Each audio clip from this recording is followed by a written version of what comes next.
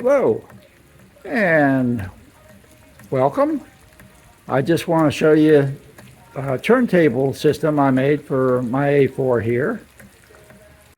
This is the rear of the A4, and an A4 is made to run safely in both directions, but a lot of times I'm out on other railroads for a couple days, and we'll run 2 or 3 hours one direction and then 2 or 3 hours coming back, and my neck just cannot take backing up looking backwards for 2 or 3 hours at a time.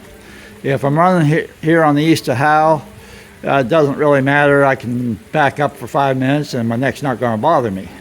But get out on a long run, it does make a difference.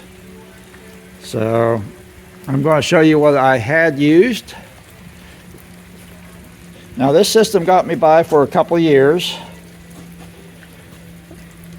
What I had here is I had this jack here mounted up on here. On the bottom of this jack you'll see a hole, and it was made to fit into a pin sticking out right down here. This would plug in right over here, and I would use that to turn the A4 here. Now that jack there is made to haul move about 700 or 800 pounds. Well, it'll move more than that, but it was made to lift about 700 or 800 pounds. So I couldn't put the full weight of the rear of the A4 on it. The A4 weighs about 3,800 pounds. That's a lot of weight. So I had to distribute the weight between that front jack, and I made this to put most of the weight on the rear two wheels, but still enough weight on the front jack to make it run and turn and such like that. But sufficient weight. Well, it did work okay. It was slow.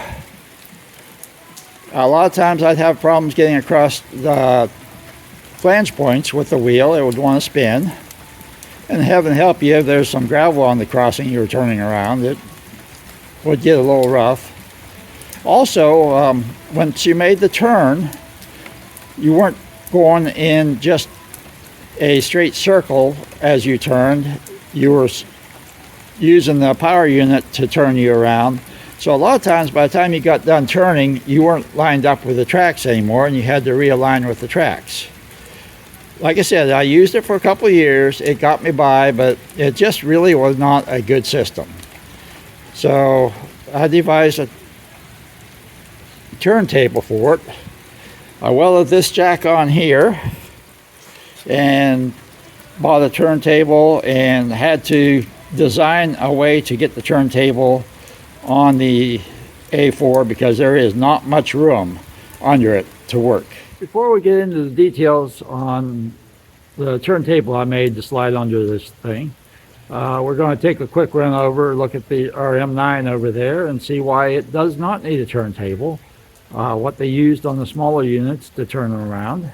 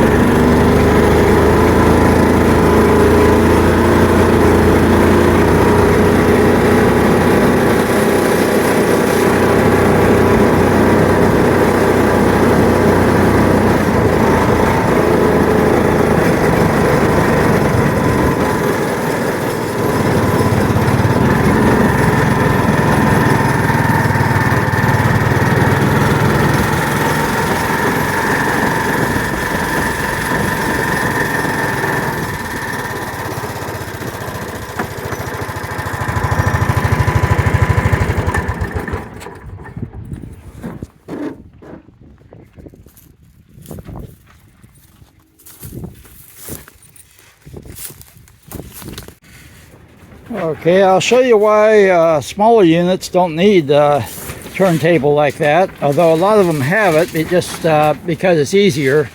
They have mechanical turntables that you just kind of hit a switch. Whoa, stay back there now.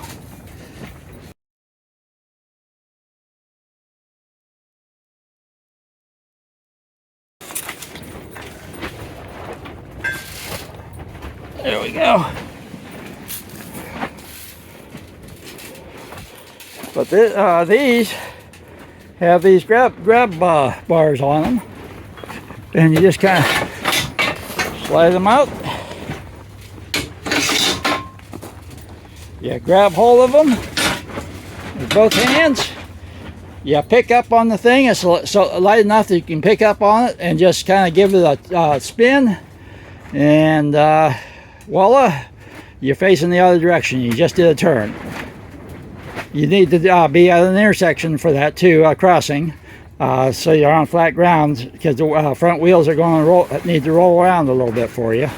But yeah, it's a lot simpler with these smaller, lighter machines. Okay, let's take a look at a few of the things I did to get a turntable slide onto this, and why I chose to go the route I did.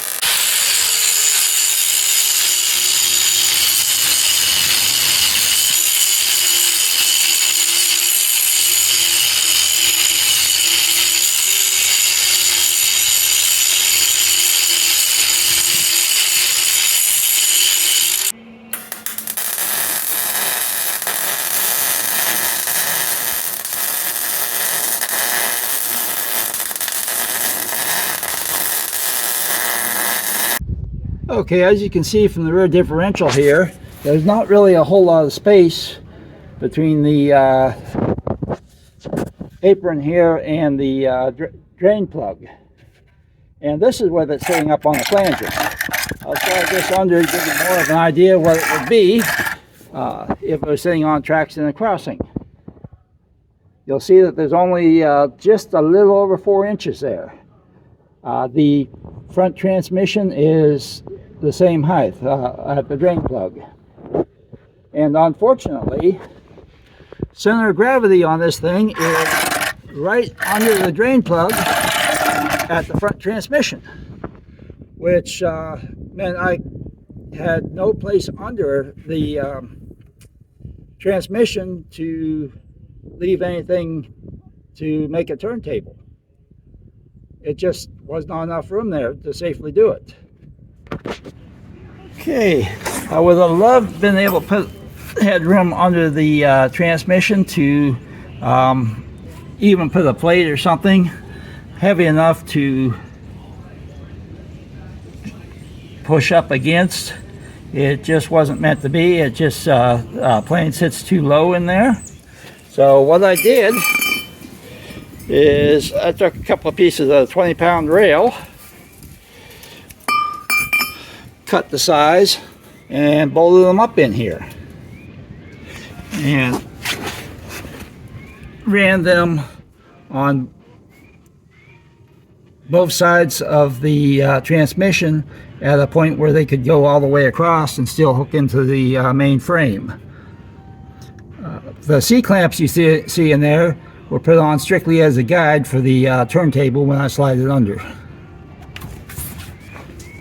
Okay, now even with this additional height under the frame right here, it still wasn't low enough to get under the drain of the transmission, right where I had to be for turning it.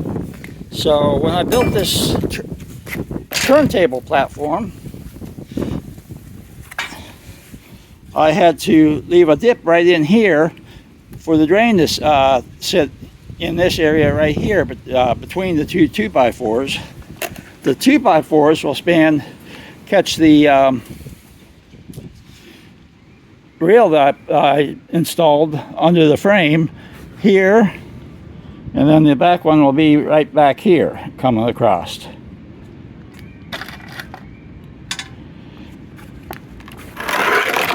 What I had to do here is build a way to get it in and out of there, and that's where this thing comes in. There's couple of screws on top. Okay, what it does is it just slips into two holes right there, and that way I've got control of it as I'm sliding it under. Reason for the two top screws is so the turntable doesn't turn too far off center, so it stays where I can get the transmission drain between the two 2x4s there.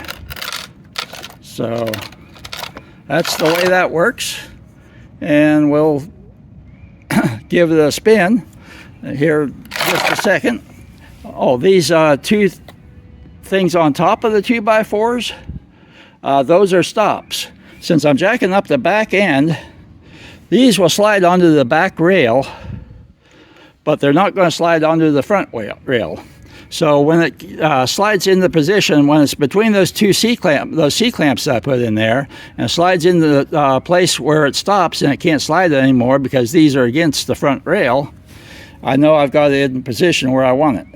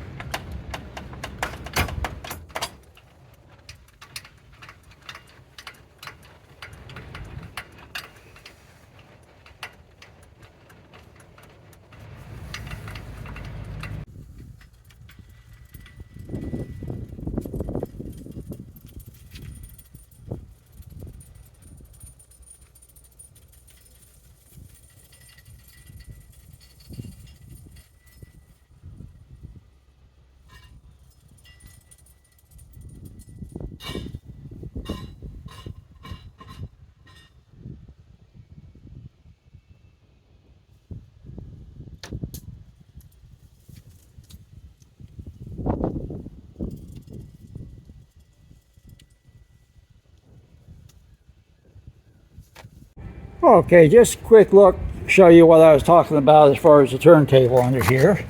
And having to put a couple of rails in place. Okay, there's the rails. As you can see, the transmission's right there in the middle. And it hangs down well into the 2x4s that's across there. But you got the turntable right here beside it.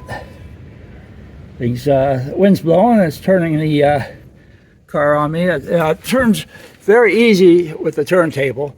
But anyway, there's two pieces of rail that I had to bolt all the way across on either side of the transmission there.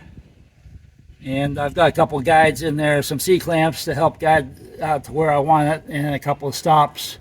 So yeah, I know where to stop, or it will stop the turntable where I need it to be. Okay, there you've got my new turntable installed, and how it works, how it was installed. And it actually works very easy, it works well.